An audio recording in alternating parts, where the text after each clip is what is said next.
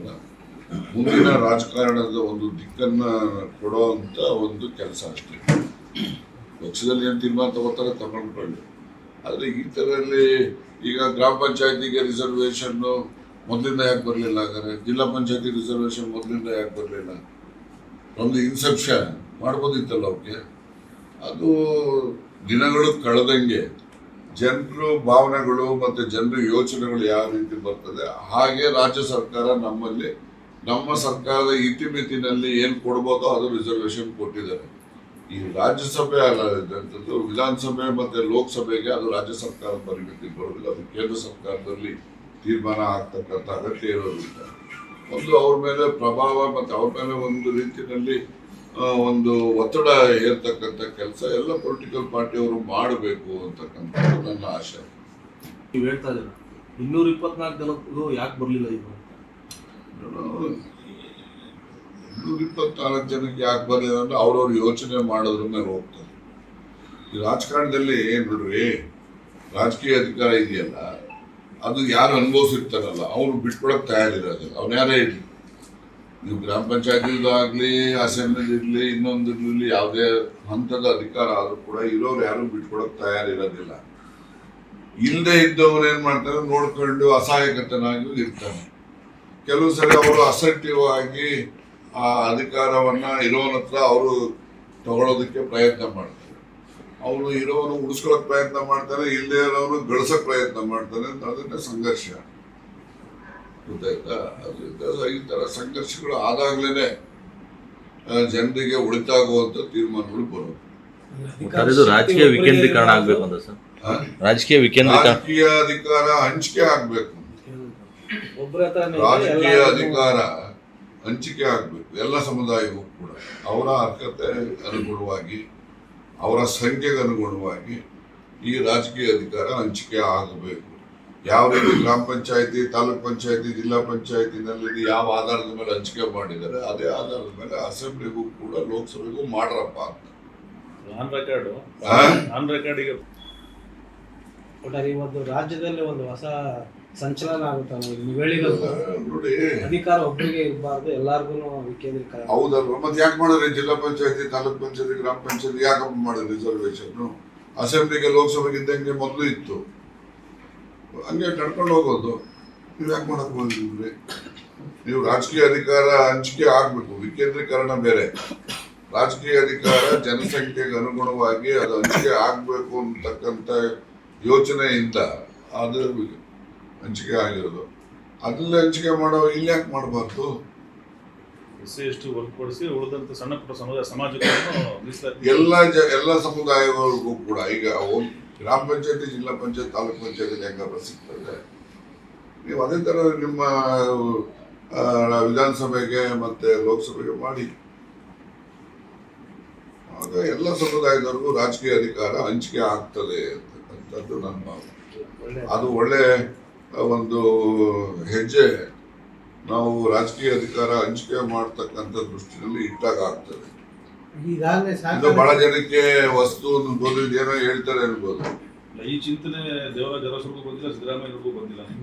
ಈಗ ಸಿದ್ದರಾಮಯ್ಯವ್ರಿಗೆ ಒಂದು ಬಹಳ ಹಿಂದೆ ಜಾಲಪ್ಪನವ್ರು ಇದ್ದಾಗ ಒಂದು ಮೋಸ್ಟ್ಲಿ 85-86 ಆ ಪೀರಿಯಡ್ ಇರಬೇಕು. ಒಂದು ಬೆಳಗಾಮಲ್ಲಿ ಸಮಾವೇಶ ಆಯಿತು. ಅಲ್ಲಿ ಒಂದು ಸಮಾವೇಶ ಅಂದ್ರೆ ಅದೊಂಥರ ವಿನೂತನವಾಗಿ ಮಾಡೋದು. ಬಿಸಿಲಲ್ಲಿ ಜನ ನಿಂತ್ಕೋಬೇಕು, ಡಯಾಸ್ ಚಿಕ್ಕದು ಡಯಾಸ್ ಹಾಕೋದು, ಡಯಾಸ್ ಮೇಲೆ ಕೂತಿರೋ ಗೆಸ್ಟನ್ನು ಕೂಡ ಬಿಸಿಲಲ್ಲಿ ಇರಬೇಕು. ಆ ಥರ ಒಂದು ಪ್ರಾಯೋಗಿಕ ಅಂದ್ರೆ ಶಾಮಿಯಾನ ಹಾಕಿ ಅದಾಕಿ ಇವೆಲ್ಲ ದುಡ್ಡು ಖರ್ಚು ಮಾಡಬೇಕು ಅನ್ನೋದು ಇದ್ರೂ ಇರ್ಬೋದು. ಅಥವಾ ಅಲ್ಲಿ ಅದೇ ರೇಂಡ್ ಇಲ್ಲಪ್ಪ ಎಲ್ಲರೂ ಬಿಸಿಲಲ್ಲೇ ಇರೋಣ, ಡಯಾಸ್ನಲ್ಲಿ ಕೂತ್ಕೊಳ್ಳೋರು ಇರ್ಬೋದು, ಸಾಮಾನ್ಯ ಜನ ಇರ್ಬೋದು, ಎಲ್ಲ ಬಿಸಿಲಲ್ಲಿ ಇರಬೇಕು ಅಂತೇಳಿ ಒಂದು ಡಯಾಸು, ಒಂದು 10 ಜನ ಕೂತ್ಕೊಳ್ಳೋಕೆ ಡಯಾಸು, ಮಿಕ್ಕಿದೆಲ್ಲ ಅವ್ರಿಗೂ ಬಿಸಿಲು, ಅಲ್ಲ ಮುಂದಿನವ್ರಿಗೂ ಬಿಸಿಲು. ಈ ಥರದಲ್ಲಿ ಒಂದು ವಿನೂತನವಾದಂಥ ಒಂದು ಕಾರ್ಯಕ್ರಮ ಅಲ್ಲಿ ಇವರು ಸತೀಶ್ ಜಾರಕಿಹೊಳಿ ಅವರು ಮಾಡಿರುವಂಥ ಭಾಳ ಹಿಂದೆ, ಮೋಸ್ಟ್ಲಿ 80-90 ಒಳಗಡೆ ಜಾಲಪ್ಪನವರು, ರಾವೆಲ್ಲ ಅವರು ಅಲ್ಲಿ ಒಂದು ಸಭೆಯಲ್ಲಿ ನಾನು ಭಾಷಣ ಮಾಡಿದ್ದೆ. ಬಟ್ ಯಾರು ಸೀರಿಯಸ್ ತಗೊಂಡಿಲ್ಲ. ಡಯಾಸ್ ಮೇಲೆ ಕೂತಂಥ ಮುಖಂಡರುಗಳು ಸೀರಿಯಸ್ ಆಗಿ ತಗೊಂಡು ರಾಜಣ್ಣ ಈ ಥರ ಹೇಳಿದ್ದಾರೆ, ಆ ಥರ ಹೇಳಿದ್ದಾರೆ, ಅದು ಇದು ಅಂತೇಳಿ ಅದಕ್ಕೆ ಅವರು ಸ್ವಲ್ಪ ಒತ್ತು ಕೊಟ್ಟು ಮಾತಾಡಿದ್ರೆ ಒಂದು ಸ್ವಲ್ಪ ಸುದ್ದಿನೂ ಆಗ್ತಾ ಇತ್ತು, ಚಾಲನೆಗೆ ಬರ್ತಿತ್ತೋ ಏನೋ ಗೊತ್ತಿಲ್ಲ. ಆದರೆ ಅದು ಯಾರು ಅದ್ರ ಬಗ್ಗೆ ಹೆಚ್ಚು ಗಮನ ಹರಿಸ್ತಿಲ್ಲ.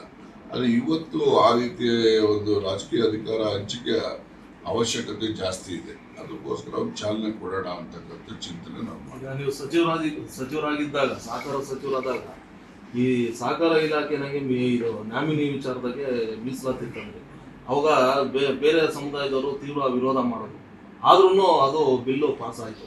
ಅದೇ ರೀತಿ ಇದನ್ನು ನಿಮ್ಗೆ ಹೇಳ್ತೀನಿ, ಬಿಲ್ಲು ಪಾಸ್ ಆಯಿತು, ಈಗ ಜಾರಿನೂ ಇದೆ. ನಿಮ್ಗೆ ಹೇಳ್ತೀನಿ, ಆ ನಾಮಿನೇಷನ್ದು ಬಹಳ ಜನಕ್ಕೆ ಸರಿಯಾಗಿ 80% ಎಜುಕೇಟೆಡ್ಸ್ ಇದ್ದಾರೆ, ಮತ್ತೆ ಅನ್ಎಂಪ್ಲಾಯ್ಡ್ ಯೂತ್ಸ್ ಇದ್ದಾರೆ ಜಾಸ್ತಿ. ಅವರು ಇವೆಲ್ಲ ಹೊಸ ವಿಚಾರಗಳನ್ನು ತಿಳ್ಕೊಳ್ತಾರೆ. ಹಾಗಾಗಿ ಸ್ವಲ್ಪ ಹೊಸ ಆಯಾಮಗಳು ಇವತ್ತಿನ ಜನ್ರೇಷನ್ ಏನು ನಿರೀಕ್ಷೆ ಮಾಡ್ತಾರೆ ಆಳ್ವಿಕೆ ಮಾಡ್ತಕ್ಕಂಥವ್ರಿಂದ, ಆ ನಿರೀಕ್ಷೆಗಳನ್ನು ಮುಟ್ಟುವಂಥ ರೀತಿಯಲ್ಲಿ ಆ ರೀತಿ ಚರ್ಚೆಗಳು ಆಗಬೇಕು. ಮತ್ತು ಅವ್ರಿಗೂ ಕೂಡ ಇಲ್ಲಪ್ಪ ನಮ್ಮ ನಿರೀಕ್ಷೆಗೆ ಸ್ಪಂದಿಸುವಂಥ ಒಂದು ಚರ್ಚೆಗಳು ಇವೆಲ್ಲ ಆಗ್ತಾ ಇದ್ದಾವೆ ಅಂತ ಒಂದು ಅವರಲ್ಲೂ ಕೂಡ ಒಂದು ಆಸೆ ಹುಟ್ಟಬೇಕಲ್ಲ ಅವ್ರಿಗೂ. ನಮ್ದು ಹಿಂಗೆ ಆಗಬೇಕು ಅಂತ ಅಂದ್ಕೊಂಡಿದ್ದು ನಮ್ಮನ್ನು ಯಾರಪ್ಪ ಕೇಳ್ತಾರೆ, ನಮ್ದು ಯಾರು ನಡೆಯಲ್ಲಪ್ಪ, ಆ ರೀತಿಯ ನಿರಾಶಾ ಭಾವನೆ ಬರಬಾರ್ದು. ಯೂತ್ಸ್ ಇದಾರಲ್ಲ, youths constitute around 40% of the population. ಈಗ ಅವ್ರದ್ದೇ ಈಗೇನು ಹ್ಯೂಮನ್ ರಿಸೋರ್ಸಸ್ಸೇ ನಮ್ಮ ದೇಶಕ್ಕೆ ದೊಡ್ಡ ಆಸ್ತಿ. ಅವ್ರಗಳಿಗೆ ದುಡಿಯೋ ಕೈಗಳಿಗೆ ನಾವು ಕೆಲಸ ಕೊಡದೇ ಇದ್ರೆ ಅವರು ಜೀವನದಲ್ಲಿ ನಿರಾಸೆ ಜಿಗುಪ್ಸೆ ಬಂದ್ಬಿಟ್ಟು ದೇಶ ಹೆಂಗೆ ಮುರಿಯುತ್ತದೆ, ನಿಮ್ಮ ಪರ್ ಕ್ಯಾಪಿಟ ಹೆಂಗೆ ಇಂಪ್ರೂವ್ಮೆಂಟ್ ಆಗ್ತದೆ. ನಾವು $5 ಟ್ರಿಲಿಯನ್ ಮಾಡ್ತೀವಿ ಇನ್ನು 10 ವರ್ಷಕ್ಕೆ ಇರ್ತೀವಿ. ಯಾರು ದುಡಿಯೋರು ಇವರೇ ತಾನೆ, ಅವ್ರು ದುಡಿಗೆ ಅವಕಾಶ ಕೊಟ್ಟರು ತಾನೆ ದೇಶದ ಆಸ್ತಿ ಸೃಷ್ಟಿ ಆಗ್ಬೇಕಾದ್ರೆ. ಇದೆಲ್ಲ ಇದ್ದಾವೆ, ಇವೆಲ್ಲ ದೊಡ್ಡ ವಿಚಾರದಲ್ಲಿ ಚರ್ಚೆ ಮಾಡೋದಿರ್ತದೆ. ಬಟ್ ನಾನೇ ಸೀಮಿತವಾಗಿ ಈ ಒಂದು ಅಸೆಂಬ್ಲಿ ಮತ್ತು ಲೋಕಸಭೆಗೆ ಈ ಒಂದು 3 ಹಂತದಲ್ಲಿ ರಿಸರ್ವೇಷನ್ಸ್ ಅಲ್ಲಿನೂ ಬರಬೇಕು ಅಂತಕ್ಕಂಥದ್ದು ಪ್ರಮುಖ ಉದ್ದೇಶ. ಬಿಹಾರ ಚುನಾವಣೆ ಒಂದು ರೀತಿಯಲ್ಲಿ ಕರ್ನಾಟಕ ರಾಜಕೀಯದ ಮೇಲೆ ಯಾವ ರೀತಿ ಪ್ರಭಾವ ಬೀರುತ್ತೆ? ಈಗ ನೀವು ಕೊಟ್ಟಿರೋ ಒಂದು ಹೇಳಿಕೆ ಒಂದು ರೀತಿಯಲ್ಲಿ ತಿರುವನ್ನ ಪಡ್ಕೊಳ್ತಾ ಅಲ್ಲಿ ಅಂತ. ಎಲ್ಲಿ? ಈಗ ರಾಜಕೀಯದಲ್ಲಿ ಕರ್ನಾಟಕ ರಾಜಕೀಯದ್ದು ಬಿಹಾರ ಚುನಾವಣೆ ರಿಸಲ್ಟ್ ಬರೋವರೆಗೂ ಏನು ಆಗಲ್ಲ. ಆಫ್ಟರ್ ದಟ್ ಸಿದ್ದರಾಮಯ್ಯನವರಿಗೆ ರೀಶಫಲ್ ಮಾಡೋಕ್ಕೆ ಹೈಕಮಾಂಡ್ ಒಪ್ಪಿಗೆ ಕೊಟ್ಟರೆ ಅವರೇ 5 ವರ್ಷ ಇರ್ತಾರೆ.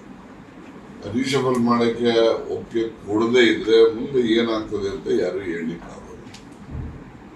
ಯಾಕಂದರೆ ಹೈಕಮಾಂಡ್ನಲ್ಲಿ ಅವ್ರಿಗೆ ರೀಶಫಲ್ಗೆ ಅವಕಾಶ ಕೊಟ್ಟರೆ, ಪರ್ಮಿಷನ್ ಕೊಟ್ಟರೆ ಅವರು 5 ವರ್ಷ ಇರ್ತಾರೆ. ಅವ್ರಿಗೇನೋ ರೀಶಫಲ್ ಮಾಡಲಿಕ್ಕೆ ಅಥವಾ ಎಕ್ಸ್ಪ್ಯಾನ್ಷನ್ನು ಇನ್ನೊಂದು ಏನೋ ಅವ್ರ ತಲೆಯಲ್ಲಿ ಏನಿದೆ ಅದನ್ನು ಮಾಡಲಿಕ್ಕೆ ಹೈಕಮಾಂಡ್ನವರು ಅವ್ರಿಗೆ ಒಪ್ಪಿಗೆ ಕೊಡದೇ ಇದ್ದಾಗ ಆಗ ಪೊಲಿಟಿಕಲ್ ಡೆವಲಪ್ಮೆಂಟ್ಸ್ ಇನ್ಎವಿಟಬಲ್ ಅಂತ ಆಗ್ತದೆ ಅಂತ ನನ್ನ ಒಂದು ಅಸೆಸ್ಮೆಂಟ್ ಅಷ್ಟೇ, ಯಾರು ಹೇಳೋದು. ಈಗಂತೂ ಬಿಹಾರ ಎಲೆಕ್ಷನ್ವರೆಗೂ ಏನೋ ಸುಮ್ಮನೆ ಮಾತಾಡ್ತಾರೆ. ಮತ್ತು ಕಾಂಗ್ರೆಸ್ಸಲ್ಲಿ ಇಷ್ಟ ಆಗ್ತದೆ ಅಂತ ಮಾತಾಡ್ತೀನಿ. ಬಿಜೆಪಿನಲ್ಲೂ ಇದೆ, ಬಿಜೆಪಿನಲ್ಲೂ ಕೂಡ ಬದಲಾವಣೆಗಳು, ಮತ್ತೊಂದು ಅಲ್ಲಿ ಕೇಂದ್ರದಲ್ಲೂ ಕೂಡ ಮಂತ್ರಿಮಂಡಲ ರೀಶಫಲ್ ಮಾಡ್ತಾರೆ, ನಮ್ಮ ರಾಜ್ಯದಿಂದ ಬೇರೆಯವ್ರಿಗೆ ಅವಕಾಶ ಕೊಡ್ತಾರೆ, ಇರ್ತಕ್ಕಂಥವ್ರ ಬಗ್ಗೆ ಬೇರೆ ಬೇರೆ ತೀರ್ಮಾನಗಳು, ಅವ್ರಿಗೆ ಬೇರೆ ಜವಾಬ್ದಾರಿಗಳು ಕೊಡ್ತಾರೆ. ಈ ಥರ ಚರ್ಚೆಗಳು ಅಲ್ಲೂ ಇದ್ದಾವೆ. ಅದಕ್ಕೋಸ್ಕರ ಬಿಹಾರ ಚುನಾವಣೆ ಕಳೆದ ಮೇಲೆ ಪೊಲಿಟಿಕಲ್ ಕೆಲವು ಸ್ಥಿತ್ಯಂತರಗಳು ಇಲ್ಲೂ ಅಲ್ಲೂ ಎಲ್ಲ ಕಡೆನೂ ಆಗ್ತಕ್ಕಂಥ ಸಂಭವ ಇದೆ ಅಂತ. ಈಗ ಗ್ರಾಮ ಪಂಚಾಯತಿ KP JP ಇದಕ್ಕೆಲ್ಲ ಅಧಿಕಾರ ಮೀಸಲಾತಿ ಕೊಟ್ಟಂಗೆ ಇದು ಹಂಗೆ ನೀವು ಹೇಳ್ದಂಗೆ ಎಲ್ಲದಕ್ಕೂ ಬಂದು ಮುಂದಿನ ದಿನಗಳಲ್ಲಿ ಮುಖ್ಯಮಂತ್ರಿ ಸ್ಥಾನಕ್ಕೆ ಪ್ರಧಾನಮಂತ್ರಿ ಸ್ಥಾನಕ್ಕೆ ಏನಾದರೂ ಮೀಸಲಾತಿ ಅದು ಮೊದಲು ನೀನು ಹೇಳೋದು ಇದು ಒಂದು ಚಿಂತನೆ ಆಗಲಿ, ಗೊತ್ತಾಯ್ತಾ? ಕ್ಷಣ ಕ್ಷಣದ ಸುದ್ದಿಗಳಿಗಾಗಿ ಫ್ರೀಡಂ ಟಿವಿ ಸಬ್ಸ್ಕ್ರೈಬ್ ಮಾಡಿ, ಲೈಕ್ ಮಾಡಿ ಹಾಗೂ ಫಾಲೋ ಮಾಡಿ.